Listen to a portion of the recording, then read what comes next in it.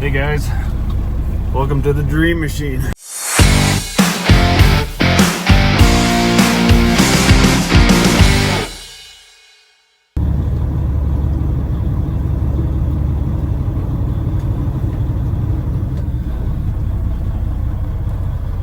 Everybody thinks the truck in my visors, I don't know if you can see it, is the prettiest truck we have, but I beg to differ.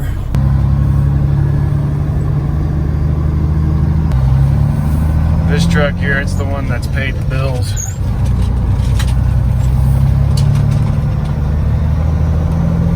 $1995 FLD 120 Freightliner.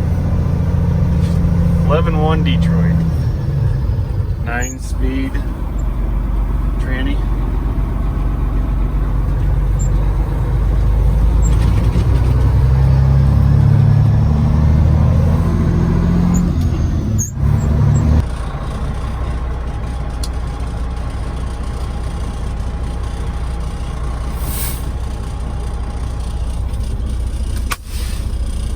One of today's projects is these tanks over here on the Dreamliner.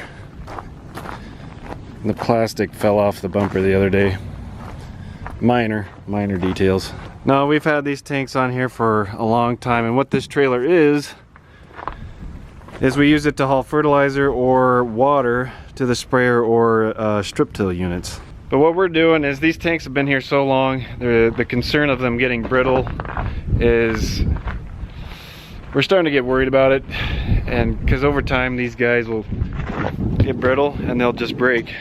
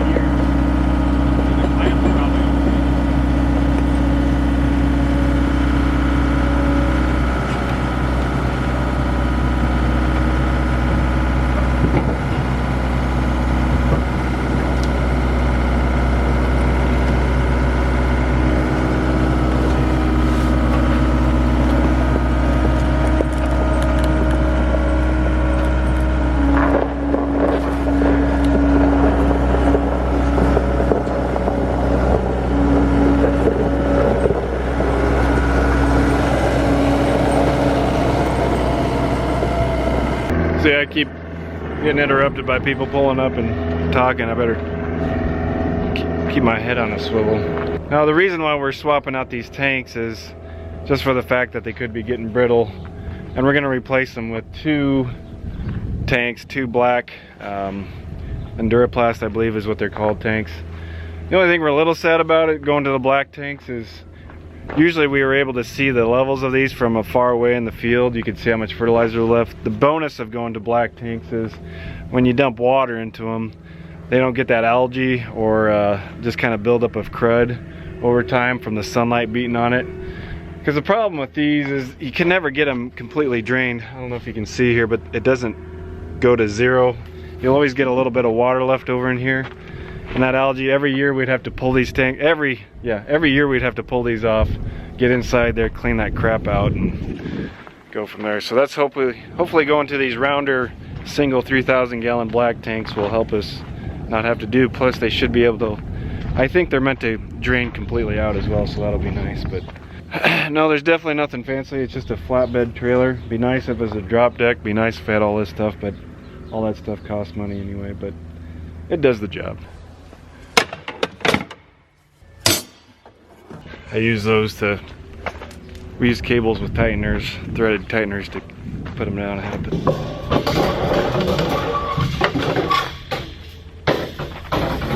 So what I'm looking for now is we got those hoses underneath that ran between the tanks. They were held up by cord or like ratchet strap type material stuff, so I'm looking for a knife. Something sharp. I forgot my knife today to cut them up.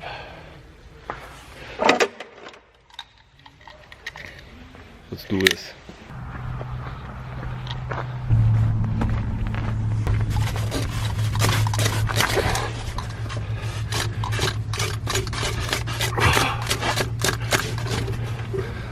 So yeah, I guess at least one of our goals for today is to get, not this, that guy over there, tanks off, cleared off, and down to Kearney, because they're gonna put on the new tanks for us, and so that's a goal we have in life.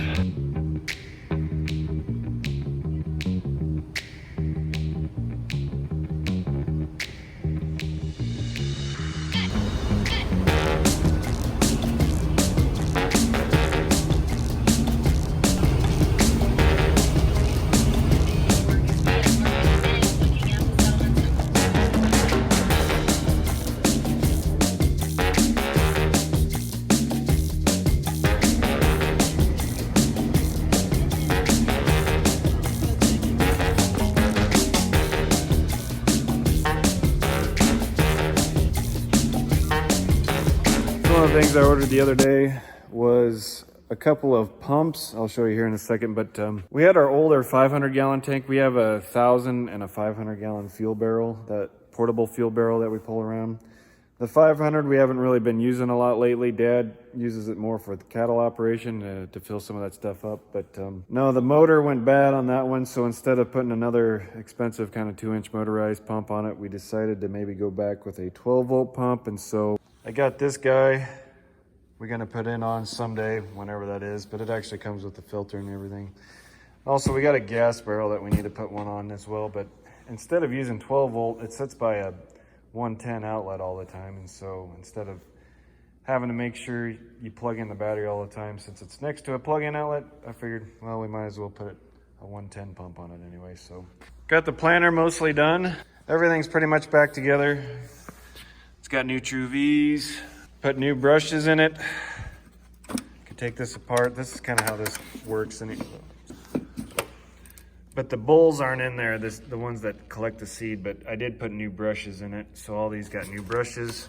Put in the new compressor inside of this thing.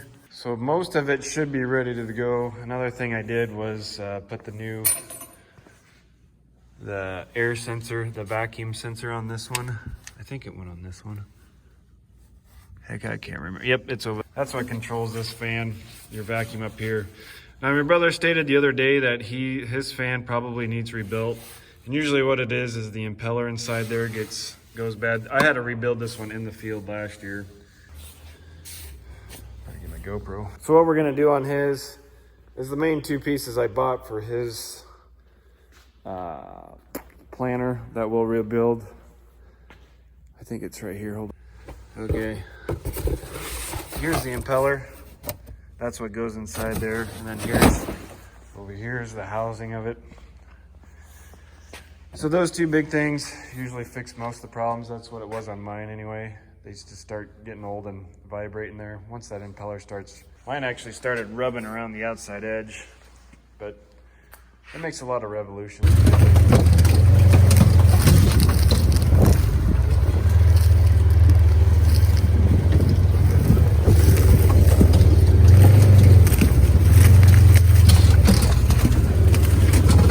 Yeah, having a dad and brother that still have cattle, you get cottoned into moving them.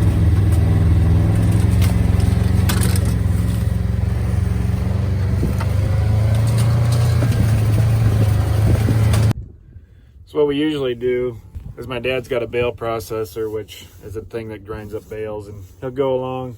They kind of get used to that, and they think it's food, so that's a good way to kind of coax them. What he'll do is he'll lead them. They'll kind of follow him, and we just kind of go along and make sure all the ladies stay in line, I guess.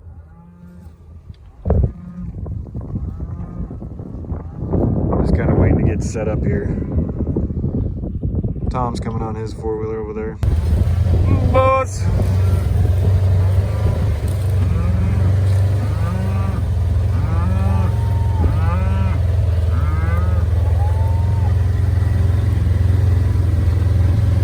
Dad down there in the bale processors, you can see they're already starting to follow them. Actually, they're excited to see them, so it's usually a good way to get the broad slate ready to roll. So they're gonna start calving soon. They actually had one or two that actually one might have just had a calf, so my brother Tom had to go back and look for it or see if he could find it. We've had a few warm days. There's a little bit of green growth in the grass, and these ladies love that. Sorry though, we gotta keep moving, ladies.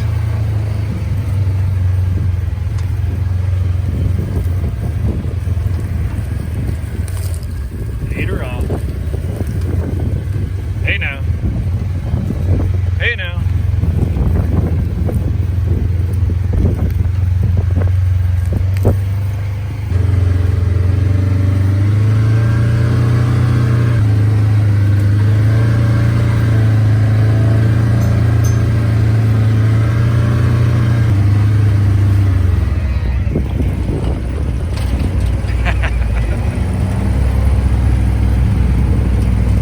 Fearless leader. Hey little guy.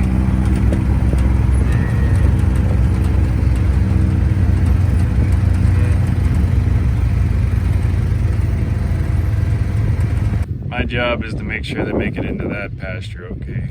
Across the road.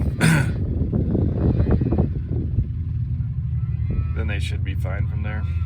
Well, we'll consider that job complete for me anyway. They got a few pastures to go over, but the big thing is keeping them off the gravel road and just moving across there, so they got fences from here on out.